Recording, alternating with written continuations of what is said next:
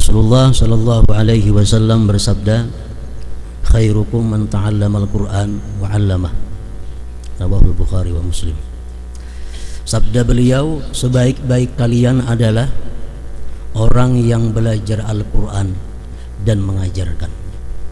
Bismillahirrahmanirrahim.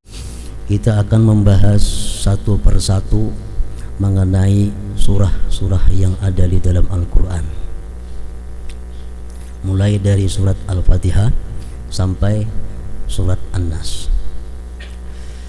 dengan harapan kita dapat mengetahui kenapa surat itu dinamakan demikian, dan kita akan membahas sebagian ayat-ayat yang perlu kita bahas di dalam tiap-tiap surah itu nantinya.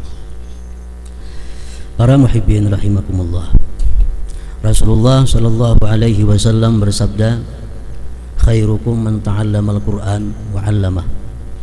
Rawahul Bukhari wa Muslim. Sabda beliau, sebaik-baik kalian adalah orang yang belajar Al-Qur'an dan mengajarkan. Pengertian ini hadis, sebaik-baik kalian adalah orang yang belajar Al-Qur'an, baik itu belajar membaca Al-Qur'an, atau belajar menulis Al-Qur'an, atau belajar tafsir Al-Qur'an, atau belajar apa-apa yang ada hubungannya dengan Al-Qur'an.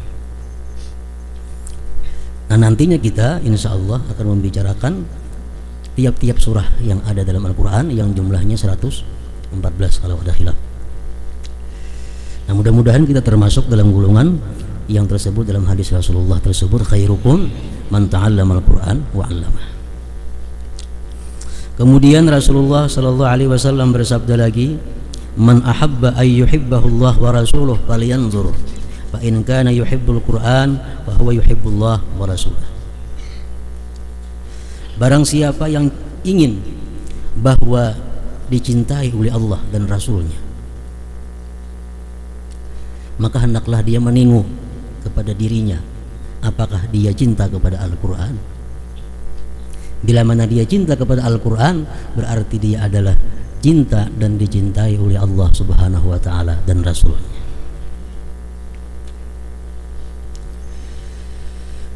Yang ketiga, hadis Rasulullah sallallahu alaihi wasallam kepada salah seorang sahabat beliau yang bernama Abu Dzar Al-Ghifari, ya Abu Dzar, la anta kedua fata'allam ayatan min kitabillah khairun min an tusalliya mi'ata raka'ah. Wahai Abu Dzar, sungguh kamu pergi dari rumah misalnya ke tempat pengajian, kamu pergi lalu kamu belajar di sana satu ayat dari Al-Quran, satu ayat saja, itu lebih baik bagi engkau daripada engkau di rumah sembahyang 100 rakaat. Nah, jadi harapan kita mendapat apa-apa yang telah disampaikan oleh Rasulullah ini, kita pergi dari rumah kita ke tempat pengajian, mempelajari, membahas ayat demi ayat tentang kalam Allah subhanahu wa ta'ala, dan itu membuahkan satu hasil yang lebih baik daripada 100 rakaat andai kata kita berada di rumah. Para muhibbin rahimakumullah, sebelum kita membicarakan surah-surah dan kandungannya atau ayat-ayat yang ada dalam Al-Quran, terlebih dahulu kita perlu wajib mengetahui tentang hurumatul Quran, artinya kehormatan Al-Quran yang mesti dijaga. Rasulullah bersabda, Al-Quran abdalu min kulli syai. Al-Quran itu lebih abdal dari tiap-tiap sesuatu, karena itu kalamullah. Faman waqqara Al-Quran faqad waqqara Allah. Orang yang menghormati Al-Quran berarti dia menghormati Allah. Wa man istakhaffa bil Quran, siapa yang memperinting, meremehkan dengan Al-Quran, istakhaffa bihaqqillah, berarti dia memperinting dengan hak Allah subhanahu wa ta'ala. Nah, jadi ini dulu yang perlu kita ketahui sebelum kita membicarakan tentang Al-Quran. Persiapan kita, bekal kita agar Al-Quran ini menjadikan syafaat bagi kita kalau kita bisa menjaga kehormatan Al-Quran itu. Para ulama, baik ulama mutaqaddimin, ulama-ulama yang terdahulu atau mutaakhirin, Mereka menyimpulkan ada beberapa hal yang perlu diketahui oleh orang yang ingin berhubungan dengan Al-Quran. Pertama disebutkan di dalam kitab tafsir Al-Qurtubi, pertama, an la yamassa illa tahir. Ini termasuk kehormatan Al-Quran, bahwa seseorang itu tidak boleh menyentuh Al-Quran kecuali suci. Suci daripada hadas kecil atau besar, dan suci daripada najis. Kalau kita hendak menyentuh Al-Quran, tangan kita ini jangan sampai ada yang najis. La yamassuhu illal mutahharun. Al-Quran mengatakan tidak menyentuh akan Al-Quran itu kecuali orang-orang yang suci. Nah, di sini ada beberapa hal yang berkaitan dengan tidak boleh menyentuh Al-Quran kecuali orang yang suci daripada hadas kecil, hadas besar, dan suci tangannya daripada najis. Yang pertama di situ adalah tidak boleh dia menyentuh huruf-huruf Al-Quran. Kan Quran itu ada huruf-hurufnya dalam Quran. Bismillahirrahmanirrahim. Nah, itu kada boleh disentuh kecuali suci. Kada boleh disentuh juga kertas pinggirnya yang putih yang kada bertuliskan apa-apa. Kada boleh juga disentuh itu kalau kita kada suci. Membelapik pang lawan kain sama aja, lain lawan bebinian kada batal begatok belapik kain, namun ini lain kisahnya.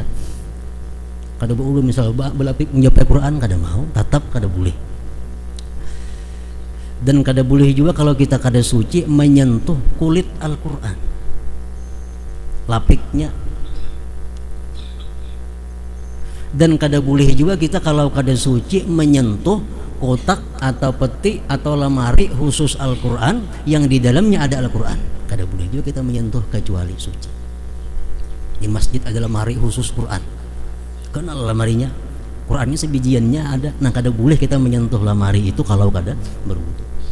Kenapa? Karena itu lemari khusus untuk Al-Quran dan dalamnya ada Al-Quran.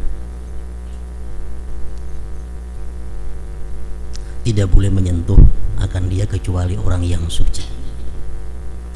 Yang kedua, ayyunazzifa fahu minan najas wa min rihin karih, bahwa dia membersihkan mulutnya daripada najis dan daripada bau yang kada nyaman. Jadi kita pastikan sebelum membaca Al-Quran itu mulut kita ini suci. Kalau gusi kita berdarah, jangan membaca Quran. Mulut kita di dalam rongganya itu ada berdarah, ada najis, jangan hendak membaca Al-Quran, karena itu pendapat ulama mengatakan hukumnya haram. Nah, sunat membersihi mulut daripada bau-bau yang kada baik sebelum kita membaca Al-Quran.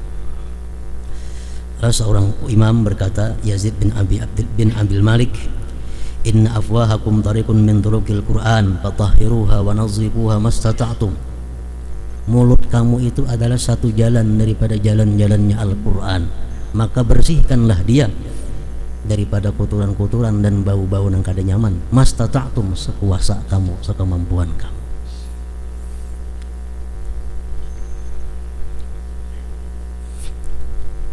Jadi haram kita membaca Al-Quran dengan mulut yang najis. Haram membaca Al-Quran dalam keadaan junub. Haram membaca Al-Quran dalam keadaan haid, nifas. Haram membaca Al-Quran di tempat qadha hajat. Tempat qadha hajat lain tempat mandi, ini jangan disamakan. Tempat qadha hajat itu tempat yang dimana kita duduk untuk qadha hajat. Nah, itu tempat qadha hajat ngarannya. Misal ruangan ini gana. Di sini ada tempat qadha hajat, di sini tempat mandi. Nang kada boleh membaca Quran itu di tempat duduk spesial qadha hajat ini.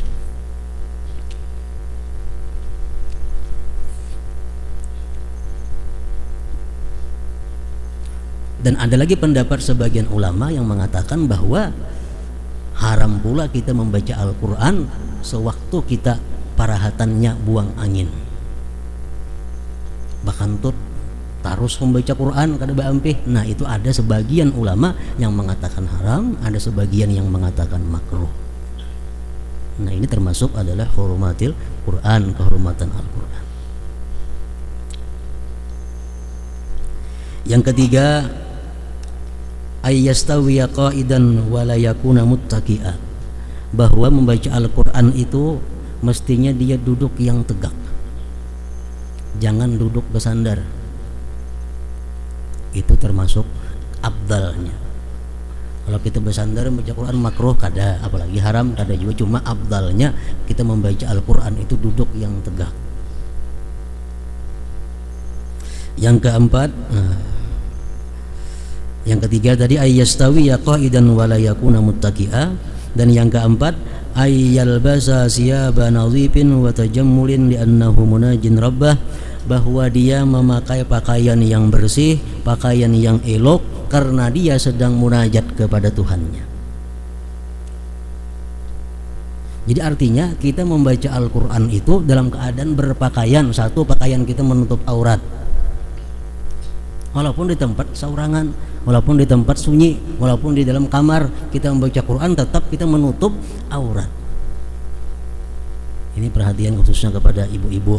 Laki-laki jarang bisa kadang masalah berhandap membaca Quran. Nah, cuma kalau bini-bini betapa di dada membaca Quran, membuka aurat, maka kamban kada betapa di dada di tangan Quran. Ini kada patut. Nang dipegang ini adalah kitab Allah, nang dibacanya kalamullah, yang dihadapinya Allah Subhanahu wa taala. Pakaian betapa di dada kada cocok, itu kada patut.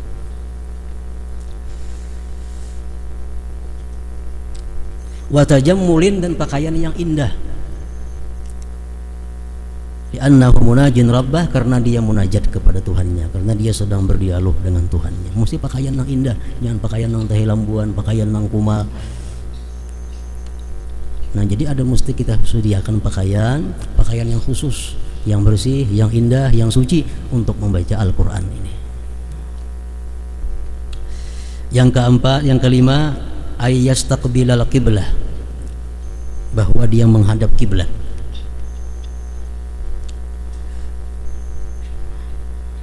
Annahu asyraful jihad, karena kiblat itu semulianya jihad. Jadi orang membaca Quran membelakangi kiblat, lawan nang menghadapi kiblat tuh lain pahalanya. Kenapa sebabnya? Karena ininya ada pahala membaca Quran, ada pahala duduk menghadap kiblat.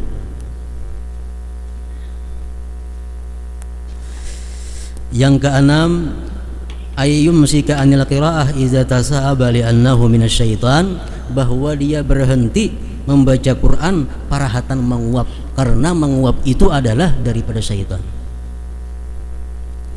Menguap jangan ditarusakan membaca auzubillahi minasyaitonir, menguap hurufnya kadang-kadang lagi, tajwidnya kadang-kadang lagi. Jadi bila menguap itu berhenti membaca Quran.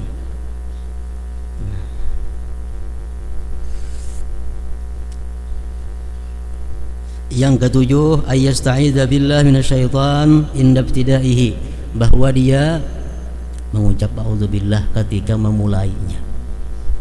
Sekurang-kurangnya auzubillahi minasyaitonir rajim. Selengkapnya auzubillahi samiil alim minasyaitonir rajim. Bismillah tasarah aja. Bismillah kaimbahnya auzubillah atau hendak kada tasarah. Cuman yang penting auzubillah. Kecuali di awal surah. Nah, kalau awal surah buat bismillahnya. A'udzubillahi minasyaitonir rajim. Bismillahirrahmanirrahim. Yasin, itu di awal surah. Kalau di pertengahan surah tasarah, kenapa bismillah boleh, hendak kada bismillah boleh. Artinya kalau kita kada bismillah, kita kada mengurangi kehormatan Al-Qur'an. Itu amun di tengah, di pertengahan surah. Yang ke-8,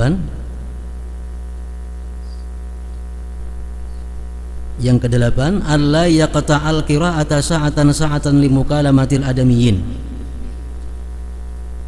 bahwa dia tidak memotong bacaan sesaat karena berpandir lawan manusia. Ini Quran di tangan. Nah, Quran sambil nunggu kios. Bismillahirrahmanirrahim. Berapa harganya? 2000.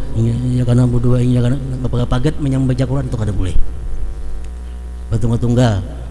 Berpandir lawan Allah, tunggal mau urus dagangan. Jangan baca Quran dipotong kena. Urusan dagangan atau urusan apa lain pada itu, nah jangan. Lain kita membaca salawat, nah yuk, atau membaca zikir la ilaha illallah. Kalau urusan Quran ini lain daripada zikir yang lain. An la yaqta'al qira'ah sa'atan li mukalamatil adamiyyin. Yang kesembilan, ay yaqra'ahu ala ta'udatin wa tartilin wa tahsinin wa tafahumin wa isma'i nafsih. Dia membaca Quran itu perlahan. Jangan kada buku berwas.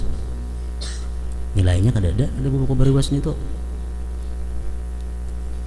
Kemudian membaguskan bacaannya. Membaguskan bacaannya artinya membaguskan tajwidnya, membaguskan suaranya dan lainnya. Dan mempahamnya, kalau memaham. Wa isma'in nafsih, dan memperdengarkan kepada dirinya. Bacaan kita Al-Quran itu dihukumkan kita membaca Quran kalau kita mendengar suara kita. Namun kita kadang mendengar suara kita seorang, ini warnanya kadang membaca Al-Quran. Orang sembahyang membaca Fatihah hukumnya wajib, tapi kada berbunyi. Nah, kada berbunyi, muntungnya aja bergerak, bunyinya kada ada, itu kada membaca, ngarannya kada sah sembahyangnya. Bewirid kah? Muntung aja bergerak tapi kada ada bunyinya, inya seorang kada mendengar lawan suaranya. Nah, itu ngarannya kada termasuk membaca Al-Qur'an. Nah, jadi membaca Quran ini di samping perlahan, membaguskan bacaannya, mempaham maknanya, mendengarkan suara seorang. Mendengarkan suara seorang. Wa isma'i nafsih. Yang ke-10, idzan tahat qira'atuhu fayaqulu sadaqallahul azim wa ballagha rasuluhul karim wa ana 'ala dzalika minasy syahidin. Itu amun memandak membaca Quran, sadaqallahul azim artinya maha benar Allah yang maha besar, wa ballagha rasuluhul karim telah menyampaikan rasulnya yang maha mulia, wa ana 'ala dzalik minasy syahidin, dan aku atas yang demikian menyaksikannya. Yang ke-11, ay yaqra'al Qur'an 'ala tartib. Dia membaca Quran itu menurut tertib, itu yang afdal. Baqarah dulu kita baca, hanyar Ali Imran, hanyar An-Nisa, nah seterusnya. Kalau kita membaca misalnya mulai wadduha, nah wadduha hanya Alam Nasrah, iritannya, tertibnya. Kalau kita baca bapaling, kada makruh, apalagi haram, cuma menyalahi yang afdal. Kayak Yasin lawan Tabarak, mana terdahulunya dalam Quran? Terdahulu Yasin dahulu hanyar Tabarak. Namun kita dahulu Tabarak bang hanyar Yasin, sah aja, boleh aja, kada haram, kada makruh, cuma kurang disukai oleh Allah Subhanahu wa taala. Artinya membacanya itu sesuai susunan tertib nang ada, tertib surah. Kalau tertib ayat itu wajib. Macam Fatihah, Bismillahirrahmanirrahim, Alhamdulillahirabbil alamin, Arrahmanirrahim, ujungnya waladhdallin. Nah, itu tertibnya itu wajib. Kalau tertibnya dibalik itu haram. Baca Fatihah mulai ghairil maghdubi alaihim waladhdallin, siratal ladzina an'amta alaihim, ihdinas siratal mustaqim. Dibalik dinto, nah itu haram. Membalik ayatnya kalau per surah dibalik itu adalah menyalahi afdal. Yang ke-12, ayyada al-mushaf ala makanin zahir murtafi aw fi hujrihi. Bahwa dia meletakkan Al-Qur'an itu di tempat yang suci tinggi atau di asuhannya. Kita membaca Quran tuh, jangan di lantai mandak. Sakat di tempat yang tinggi berdambar umpamanya, atau di asuhan. Kalau kita ada melihat Al-Quran misalnya di tempat yang kotor, melihat Al-Quran atau ayat-ayat Quran sepotong Bismillahirrahmanirrahim ada di tempat sampah, kita melihat, kita wajib mengambilnya. Kalau kita kada mengambil, antara dua, pertama haram. Kalau di hati bagaritik, kada apa-apa juga kafir. Nah, jadi kalau kita melihat ada asma Allah, melihat ada nama-nama Rasulullah, melihat ada potongan-potongan Al-Quran di tempat-tempat nang kotor, itu kewajiban kita untuk mengambil. Membuang sudah nyata kafir itu. Bismillahirrahmanirrahim ada di kertas, buang ke tempat sampah, kada boleh. Pendapat yang kuat mengatakan kafir. Ayyadha al-mushaf ala makanin zahir murtafi aw fi hujrihi. Nah, lalu andai kata kita ada melihat di jalan-jalan umum ada asma Allah, ada ayat-ayat Al-Quran, itu kita ambil, wajib hukumnya. Kemana ambil itu anda? Maandak ke mana?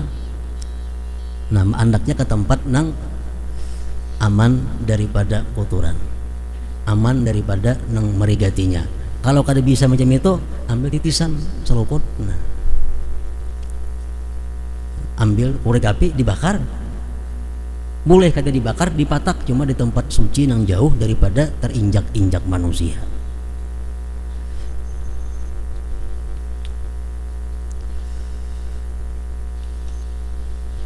Yang ke-13, an la yamhu al-Qur'an minallahu bil busaq walakin yaghsiluhu bima'in zahir. Kada boleh menyapui Quran itu lawan liur. Misal di papan tulis atau di mana anak menyapui lawan liur, kada boleh, itu diharamkan.